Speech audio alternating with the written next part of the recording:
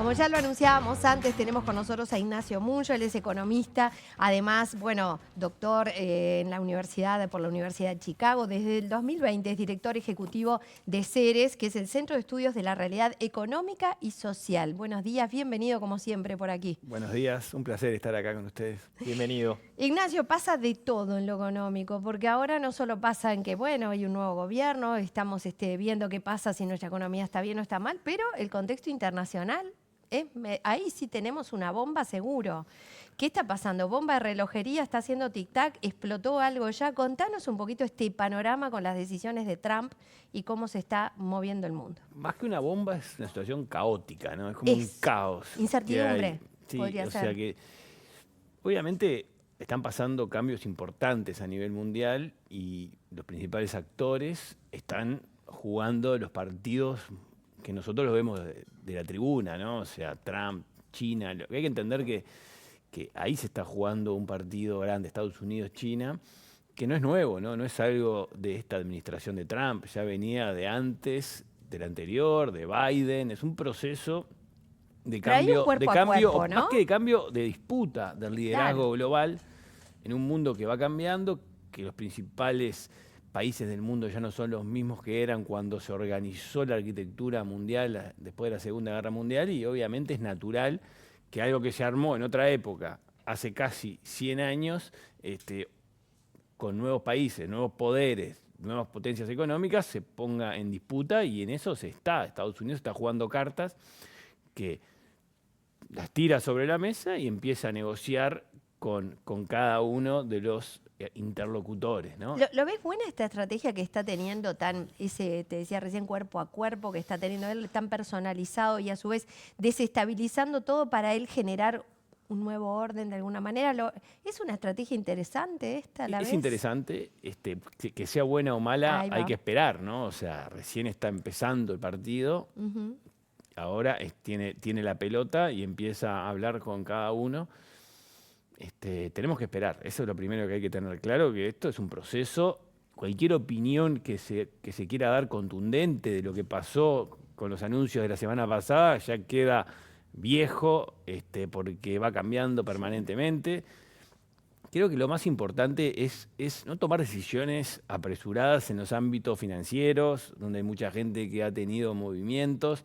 Uno mira por la tele y dice, bueno, pues esto se terminó el mundo, ¿no? Después se vuelve a las situaciones, no las mismas, pero las dinámicas de la inercia hacen que los cambios no sean tan dramáticos, por lo menos de un día para el otro. Sí que hay un proceso, eso es claro, pero en ese proceso las piezas se van acomodando, los zapallos se van acomodando, digamos, en el cajón en la medida que se van generando interacciones, ¿no? Es muy interactivo este proceso. No, y después lo otro que me parece interesante también desmentir de alguna forma es que hay quienes creen que una guerra comercial entre China y Estados Unidos de algún modo favorece a Uruguay, ¿no? Y tal vez la lógica es la contraria, ¿no? Pasa que hay que ver, ¿no? ¿Qué quiere decir favorece? No solo depende de Estados Unidos y China, depende también de las cosas que haga Uruguay. Europa está entre medio y de hecho está bastante despistada Europa, porque en el juego queda perdido, tiene que tomar decisiones importantes. Lo hemos visto en estos días, cómo se ha acelerado el proceso de discusión final del acuerdo con el Mercosur, la Unión Europea, que obviamente siempre nos tuvo en el olvido, 20 años, 25 años, y ahora, a la luz de la nueva realidad global, dicen, bueno, esto es importante porque lo es, y es geopolíticamente importante que haya un acuerdo entre Europa y América Latina y fundamentalmente el Mercosur. Y bueno, parece que hay que esperar a que el mundo se convulsione para que realmente se den cuenta de la importancia que tiene el acuerdo, Suele ¿no? pasar, ¿no? Momento de crisis, momento de toma de decisiones. Y para Uruguay, yo creo que hay dos factores que están afectando, ¿no?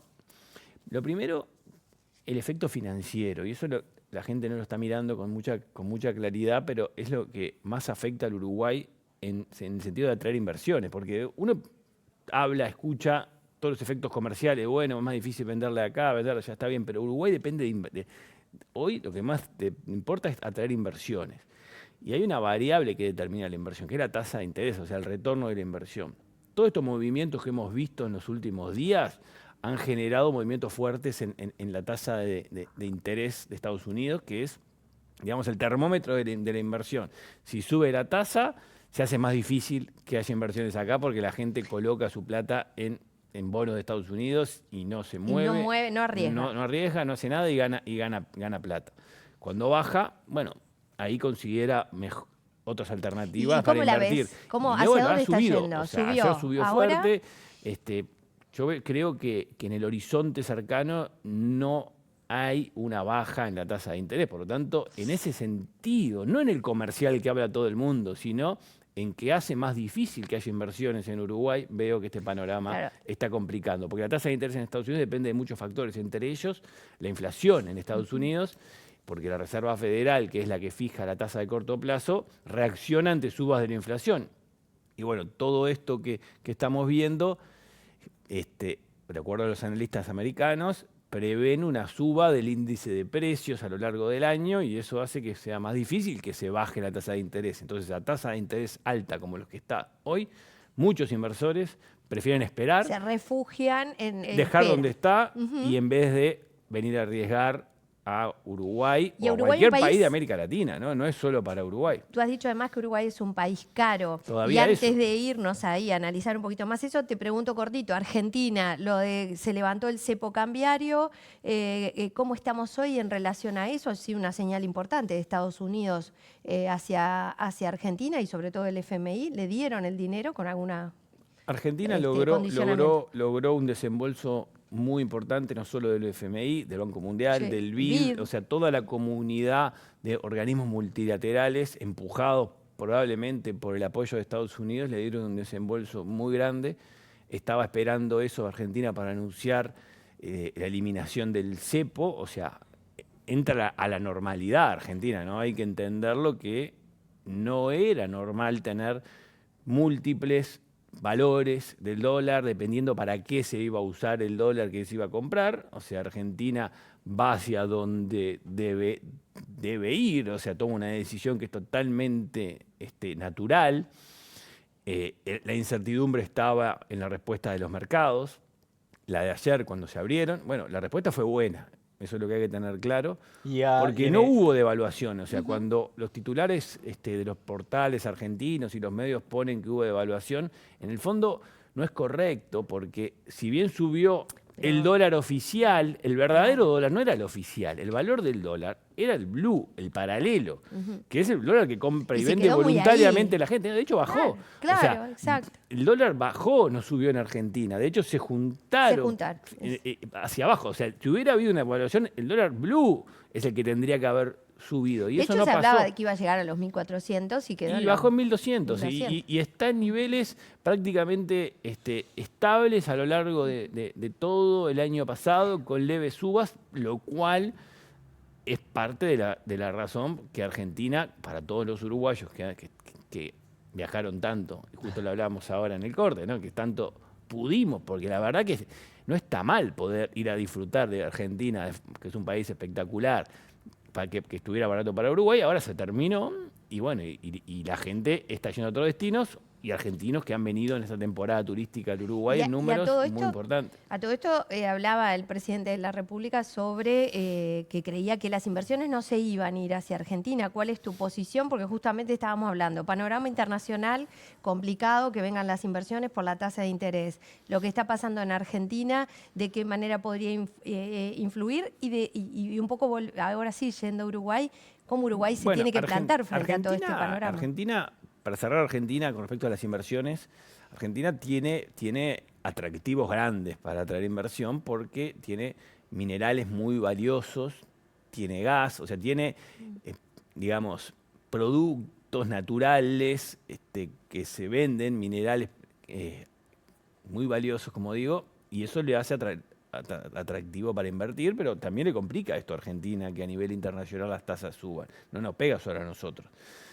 Creo que naturalmente si Argentina se vuelve una economía más estable, con reglas de juego más normales, o sea, sin un cepo cambiario, para una empresa internacional se hace más atractivo ir a Argentina que en condiciones de anormalidad como eran hasta hace poco. Entonces, eso claramente es una competencia, pero bueno, hay que esperar si estas decisiones que se están tomando duran, ¿no? Son consistentes en el tiempo porque hay antecedentes no muy lejanos de marcha atrás con decisiones similares a las que está tomando en este gobierno de Milei. O sea, creo que hay condiciones diferentes ahora para que éstas puedan sostenerse y la base fundamental ahí viene por el lado fiscal. Eso hay que entenderlo. O sea, la gran diferencia del gobierno actual de Argentina con el de Macri es que hizo un ajuste del gasto público grande y hoy tiene equilibrio fiscal. O sea, el déficit fiscal está atrás, en el fondo, de todas las dudas, todas las inconsistencias que terminan pasando en materia macroeconómica. Y el estado de situación de nuestro país, Ignacio, porque bueno, se han instalado de algún modo en el debate público en las últimas semanas los cierres de algunas empresas industriales. ¿Cómo lo analizás? ¿Es algo que genera preocupación? Por supuesto que genera preocupación y es la consecuencia natural de un país que es caro, se ha vuelto estructuralmente caro, en el cual el retorno de la inversión es compleja. Hace tiempo que el país no tiene una competitividad acorde para dar una rentabilidad y eso hace que algunas empresas no continúen funcionando porque pierden. No es atractivo y eso es natural. O sea, acá no hay buenos y malos. Acá nadie invierte para perder. Cuando una empresa cierra es porque no le estaba yendo bien.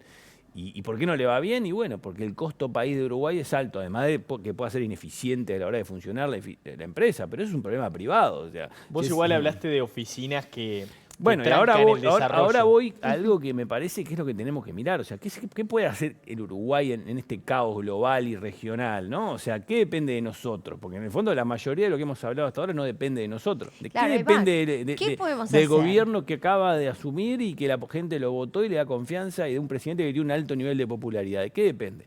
Bueno, yo estoy estudiando mucho este tema para decir, bueno, ¿qué se le puede exigir, ¿no? a un gobierno que está asumiendo? Yo creo que lo que hay que exigirle es que extreme los esfuerzos para mejorar el Estado uruguayo, para mejorar cómo cumple su función el Estado uruguayo, que es grande, está metido por todos lados y que la verdad es muy poco eficaz, o sea, es muy poco capaz de ofrecer el servicio para el cual se ha comprometido, para el cual todos los uruguayos lo estamos pagando, ¿no? Y es grande y cuesta mucho y es una carga muy grande para las personas y para las empresas, pero el servicio que realiza es malo. Y a veces no solo es malo en sí mismo, por ejemplo, tenemos un gran problema para que los beneficiarios de los programas sociales les llegue, cuando hablamos de pobreza infantil, basta hablar con la ministra Lustenberg y ver lo que fue toda su lucha durante años para que los programas que van directamente a la primera infancia realmente lleguen y no se pierdan por el camino ¿Por los dónde recursos. tendría que ir esto? Ustedes han estado monitoreando todo el tiempo desde Ceres, ¿verdad? ¿Por dónde te parece que tiene que ir para que efectivamente hoy, que es una prioridad el tema de la infancia, y con eso las familias que tienen la mayor cantidad de los niños y que además están en esta situación, ¿por dónde deberíamos ir? Y bueno, tenemos que hacer diferentes las cosas, ¿no? Haciendo siempre lo mismo, Mismo resultado. los resultados son los mismos, por más que cambien las personas.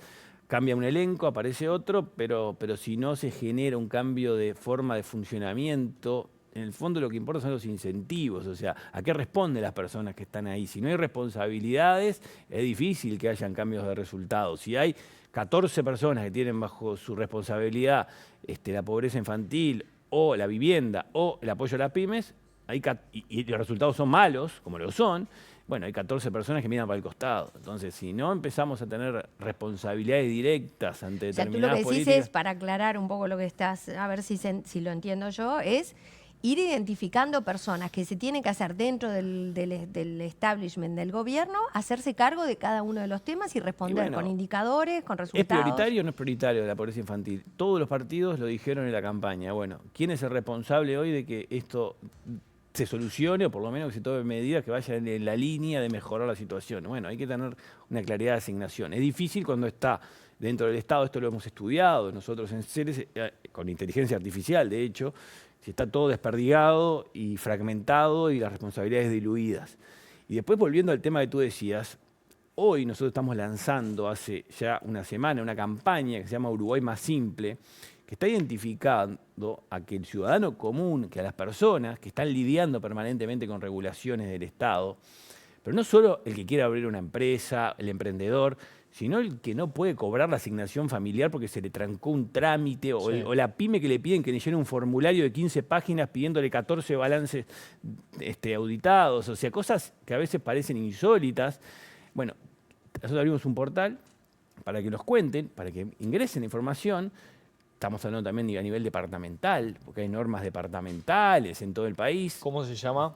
Uruguay más simple. Ponen Uruguay más simple. Uruguay más simple, Perfecto. identifican cuál es la norma, la regla, la ley, el decreto que está complicándoles insólitamente la vida, que pongan por qué, y todo un equipo nuestro va a trabajar en estos meses de forma intensa y profesional para ofrecerle al gobierno lo que pidió, ¿no?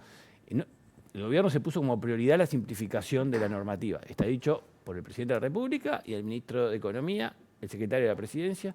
Nosotros, desde el sector privado, decimos, las soluciones a ese problema no se arreglan en 4 paredes con un equipo de técnicos, por más brillante que sea, no se arregla. Solo se puede arreglar escuchando a los que la sufren, a los que la sufren todos los días. Entonces queremos que esas personas que están sufriendo insólitamente trancas, que las hay, no tienen mala intención esas normas, pero en los hechos generan efectos contraproducentes. Bueno, es el momento, como es prioridad del gobierno, de que Sí. todos nos involucremos y, Claro. le pongamos al gobierno sobre la mesa una ayuda, hay que ayudarlo. Y Claro, para eso y estamos pidiendo con a la gente... herramientas que agilicen un estudio que de otra forma podría Pero lo vamos a llegar hacer a en ser serio, eterno. lo vamos a hacer en serio. Y esto no es solo para empresas, esto es para organizaciones civiles. Que tienen muchas dificultades Por ejemplo, a veces. desde el otro día le mandamos contactos directos para que nos mande información la Organización Nacional de Fútbol Infantil. O sea, La ONFI, sí. organizaciones que lidian con normas que trancan. Incluso estamos comunicándonos dentro de oficinas del Estado, porque muchas veces hay normas cruzadas dentro del Estado que uno dice, bueno, pero esta norma... Entonces, todo el Uruguay tiene algo para decir. Ahora, vos hablabas recién del Estado y ya te cierro con esto último. Has hablado de incorporar talento de primer nivel que tenga, bueno, un salario competitivo para tener, digamos, un insumo importante dentro del Estado y a la vez que no se vea atentado por el trabajo privado, ¿no? Es muy difícil eso. Y a su vez te pregunto, porque digo, hablamos de bajar costos sin deprimir salarios. Es algo complejo, ¿no? ¿Qué ecuación pensás ahí? Nosotros cuando hablamos del Estado que hay que transformar, obviamente siempre hay que pensar en las personas que trabajan en el Estado. Tenemos en el Uruguay una cantera muy valiosa de capital humano dentro del Estado. Hay gente que tiene una vocación de servicio amplia, lo dicen las propias encuestas que se le hacen, pero se sienten rápidamente frustradas dentro de la carrera del Estado por la forma como se va avanzando, y eso también está medido. Hay una propuesta que se aprobó en el gobierno anterior por ley para mejorar lo que se llama la carrera administrativa, o sea, las formas como se avanza, cómo se cambia de trabajo, cómo se puede progresar, en base a qué, ¿es solo antigüedad, estabilidad o por mérito? Bueno, eso está bajo discusión.